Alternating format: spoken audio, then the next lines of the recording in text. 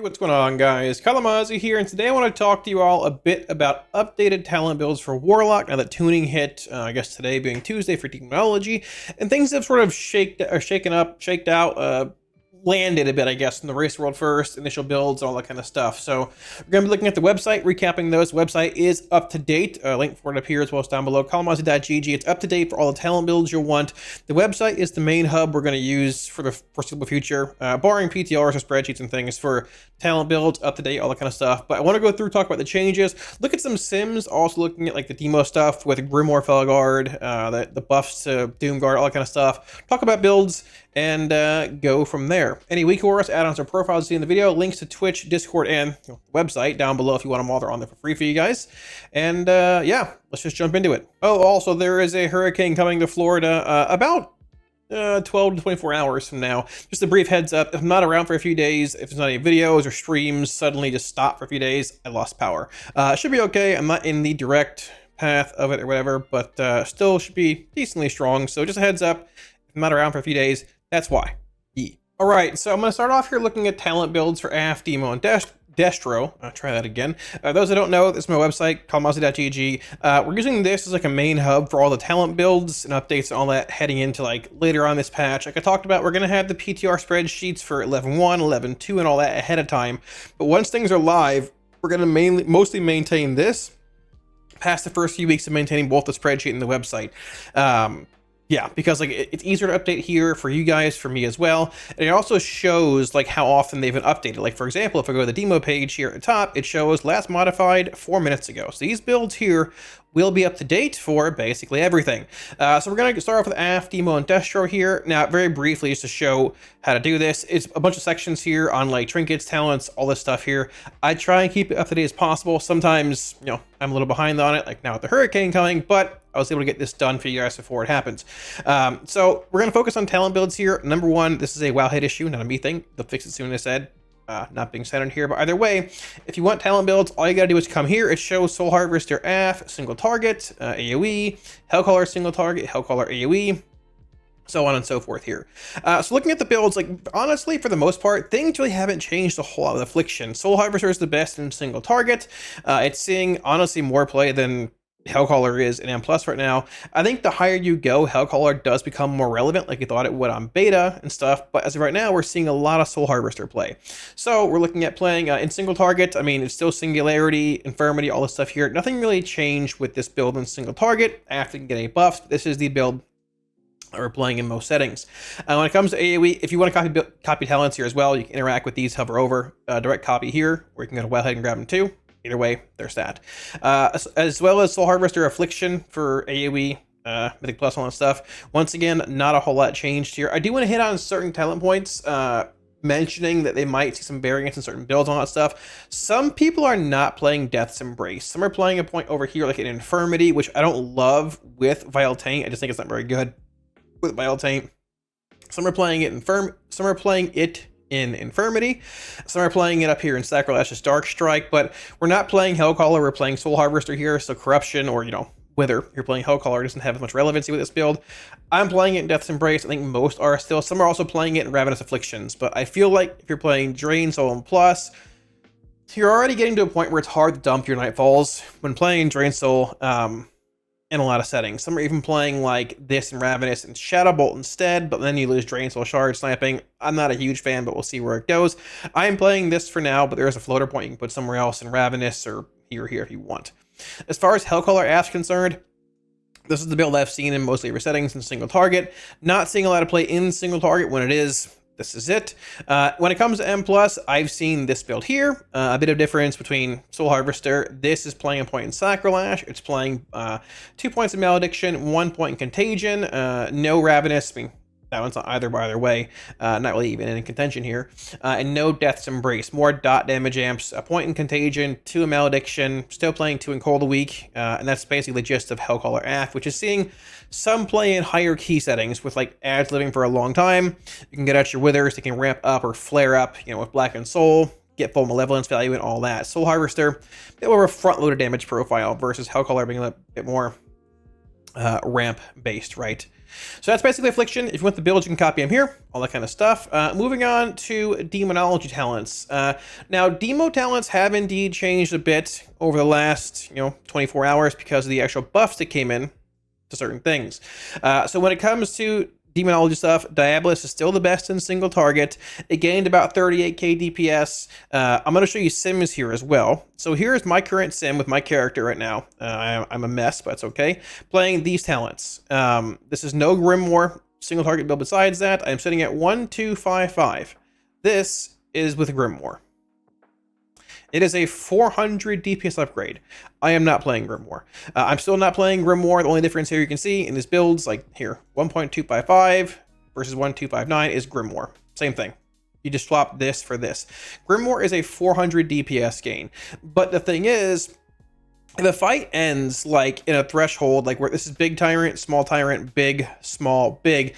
If the fight ends like right before you get your Grimoire based tyrant again, you're going to want to play the non-Grimoire build regardless. The non-Grimoire build's a little more consistent, I guess, when it comes to like just not having these big, large cycles in the end and having to worry a little bit about timing.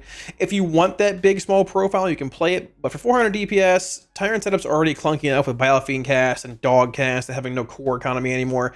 I'm not throwing Grimoire in there if I can avoid it. It's 400 DPS. The margin of error is 600 in this sim. I'm not running it. If you want to, feel free, but I don't think many are going to run it if that sim is relatively accurate. So I did not include Grimoire in this update. What I did include in this update, actually, and just to clear, let me verify here, Shatug and Shatug. Yes, what I did include in this update, Purple Dog, Mark of Shatug, Gloom Slash, is indeed better than Red Dog when it comes to single target. Now, he was buffed to the point where he's strong enough in single target. You want to play him with Red Dog. He does not have any haste scaling like the Red Dog does, but he just does more damage. So you play him here in single target. This is buff, but you're playing it either way. Everything else is pretty much the same. Moving on to the M Plus build here. I have opted to swap to playing Pact of the Era Druid. People are already playing it a good bit, honestly, and with the buff, I think it's likely worthwhile. A little more single target, it's fine-ish, I guess, in AoE. You're also playing Impending Doom here. Not playing Flame Touch anymore. Haven't been playing it for a little while. We are playing Fire Dog here, though, and this is just the general build I've been playing in Plus. So, shifted into Pact of Era Druid, playing Fire Dog here still, Purple Dog in single target. When it comes to Soul Harvester, same thing. Purple Dog here, bit of a different build than single target here. Simming higher still. Interestingly enough, I've seen some variants here. Some R&D playing Strength and Wicked Maw again, but this is simmed higher for me. I simmed it last few weeks ago, but either way, there's that. Purple Dog, and if you're playing Soul Harvester and M+, back to playing Red Dog here, and basically the same build with Pact of the Era Druid. So that's that. If you want these builds for Demonology, they're up to date. And the final thing we have here is going to be Destruction. Now, Destro also has not changed a whole lot. There were no buffs that came in, but there's a couple of builds are seeing some play in Plus, so I want to talk about those briefly. Hellcaller, not seeing much play in single target at all for Destro, but if you're playing it, I mean, this is the build here. I don't have Havoc builds included on the site because, honestly, they're still, like, pretty... I mean, they're very similar. All you really do is pull this point here in Chaos Incarnate or Power Overwhelming and put it up here in Havoc. I might add them at some point, but it's very, very simple, similar to the single target build. That's basically that. Now, I do have a M+ Destro build here for Hellcaller. It's playing CDF with Havoc and all that.